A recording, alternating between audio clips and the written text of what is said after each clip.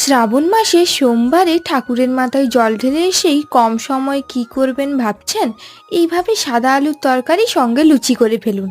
আলুগুলিকে এই সাইজের কেটে নিয়ে কড়াইতে অল্প সাদা তেল ও ঘি দিয়ে আলুগুলিকে ভেজে নিতে হবে। ফোড়নের জন্য 2-3টি কাঁচা লঙ্কা ও শুকনো লঙ্কা আর 1 চামচ কালো জিরে। আলুগুলিকে বেশি লাল করে ভাজবেন না, পরিমাণ মতো জল ও ঢাকা দিয়ে সেদ্ধ করে নিতে হবে আলুগুলিকে। সেদ্ধ হয়ে গেলেই উপর থেকে 1 চামচ চিনি ও ধনেপাতা কুচি ছড়িয়ে দিন। তাহলেই হয়ে গেল মিষ্টি মিষ্টি সাদা আলুর তরকারি। সঙ্গে গরম গরম লুচি থাকলে আর কি চাই। সোমবারে মা ঠাকুরের মাথায় জল ঢেলে এসেই বিকেলবেলা এইভাবে লুচি ও সাদা আলুর তরকারি করেন, খেতে দারুণ লাগে।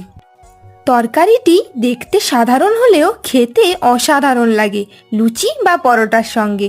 ভিডিওটি ভালো লাগলে অবশ্যই লাইক, শেয়ার, কমেন্ট আর সাবস্ক্রাইব করতে ভুলবেন না।